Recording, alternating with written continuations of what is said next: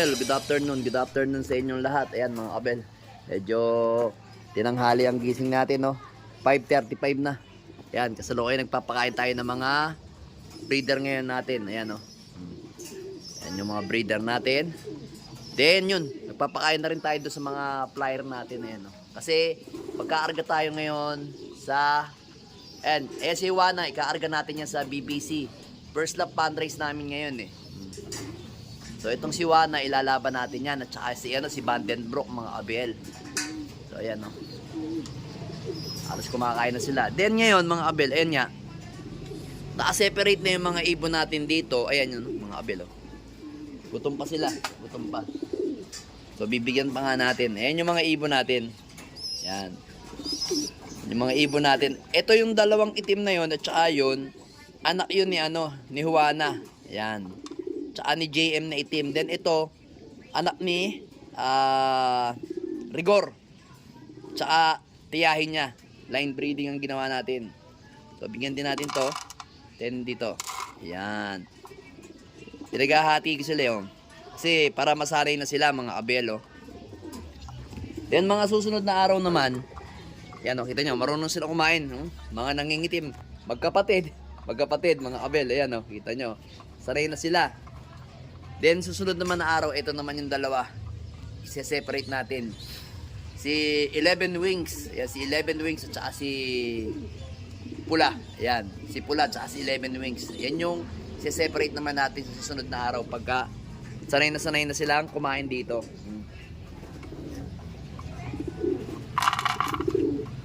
So sinasanay ko na nga silang kumain dito para pagka inangat na natin dito sa loop natin, marunong na sila makipagagawan. So yung mga yan is may vaccine na, yung dalawang yan. Pati yun, 6.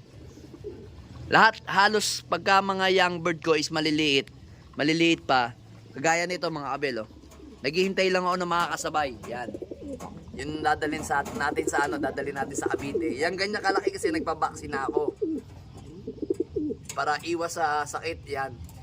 Then alam ko, nga pala mga Abel, eto pa, kita ko sa inyo. Ayan si Presidente, ayan si Presidente. Si Presidente at saka si Jansen Arendok. Dalawa dapat ang napisa dyan. Kaso sobrang late nung isa. Hindi nagpanabay. Bale, kunyari, kahapon napisa yung isa. Tapos ngayong hapon yung isa. Ngayon na nangyayari, hindi niya binuhay yung isa. Ayun, oh. Kasi unang unang young bird na ito, yan, oh, mga Abel, oh. Nag-iisa lang. Nag-iisang young bird. Baho nga. Medyo mabaho nga lang kasi nga. Yan mga Abel, ito yung young bird nating isa, oh. Sana may white light. Ito nyo.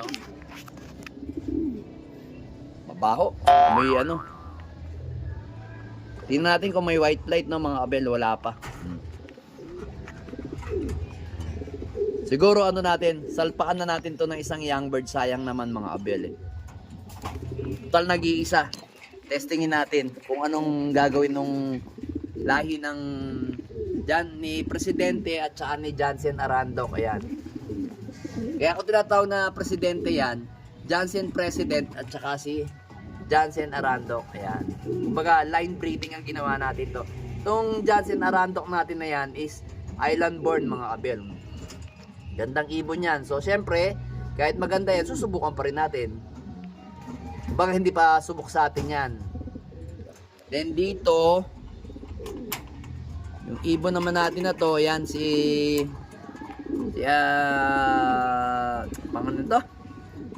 Rigor na Peter. Ayun yung tiyahin niya. May egg na uli. Ayan. May egg na uli sila, yan. Second clutch.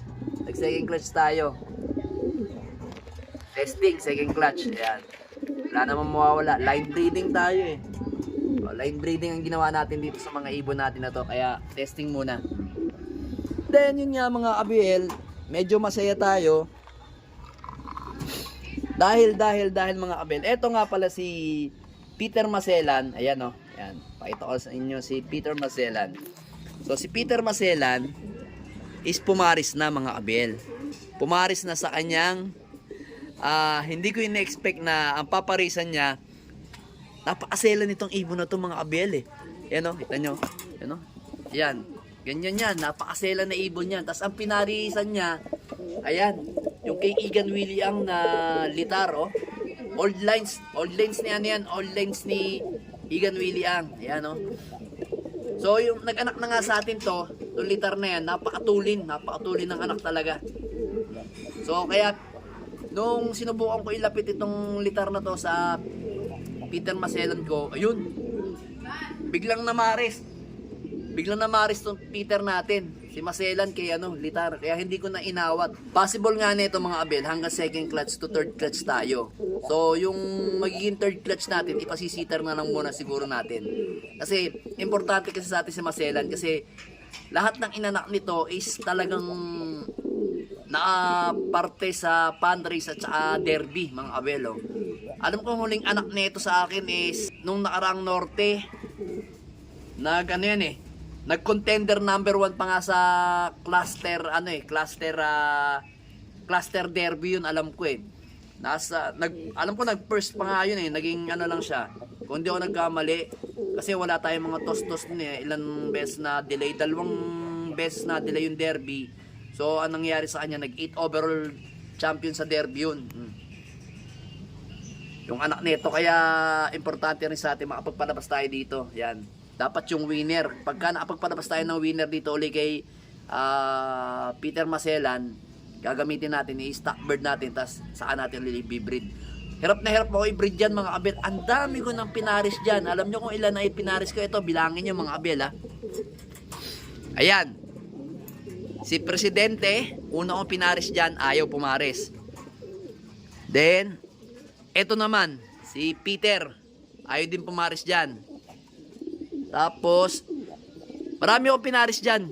Nawala na nga lang yung iba. Nawala na, nabenta ko na yung iba. Then, ito kasi si Kup-Kup bago sa atin.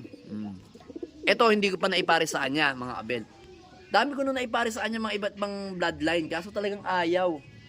Yung iba nga na, nawala na dito sa, natin, na loop natin kasi nabenta ko na. So, yung mga bagong breeder na lang, ito kasi mga bagong breeder, si Rigor, ito si Juana, yan. Ito si Kup-Kup. Ito si Jansen. Ayan, Jansen natin na yan, no? Jansen Cooper, yan. Ipinaris ko rin dyan. Ang tagal. Halos magdalawang buwan o 3 buwan tong magkadikit sila ni Peter Maselan. Ako, ayaw na ayaw talaga mamaris. Ang ganda pa naman ng ibon na ito, mga kabelo. Jansen, Jansen Cooper to. Mabilis na may dulo tong ibon na to, mga abel. Kaya gusto ko iparis sana dito si Peter Maselan. Si Peter Maselan kasi, kaya ako binili tong ibon na to, kasi ang history nito, nakakuha nga to sa BBC ng 15,000. Itong ibon na ito mismo, sa Cavite. So ngayon, yun yung history nito, hindi na ikarga ng Santa Ana at saka Apari. Ewan kung kasabay nung anak ni alam ko, live to, hindi na ikarga kasi nalaglag yung mga bagwis niya, mga abel. Kaya, nung nalaman ko to, kinuha ko agad kasi nalaman ko na Jansen Cooper to. Sayang mga abel, no? Dito pumaris kay Jansen. Kay kay Peter Maselan. Kaya ngayon si Jansen Cooper is pinaparis ko kay Peter Malapot. Ayan. Kaso si Peter Malapot naglulugon. Ayan. Naglulugon yan. Kaya ako winalay ko muna sila. Kumbaga, bigla na lang naglugon yung pakpak niya at saka yung katawan niya. Pero ngayon okay na so far.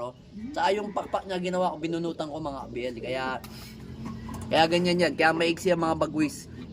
Binunutan ko talaga mga abel para maging okay na okay siya sa pagkabinarid siya this winter. Kasi winter na yung ating gagamiting breeding by November, December. Yung second clutch pang summer pa yon, pero ito hindi na to aabot ng summer, kaya breed natin to ng winter. Mga Peter ang gagamitin natin. Abangan ninyo sa mga susunod na baka siguro after na bukas na abangan, sa Monday abangan ninyo ang mga napili kung gagamitin ko by winter, mga abel. Ayan. Pakita ko sa inyo yung mga gagamitin natin breeding pang winter natin. Kasi tayo balak natin maglaro sa sa PRC, BBC, PUF. Yan yung mga lalaroan natin.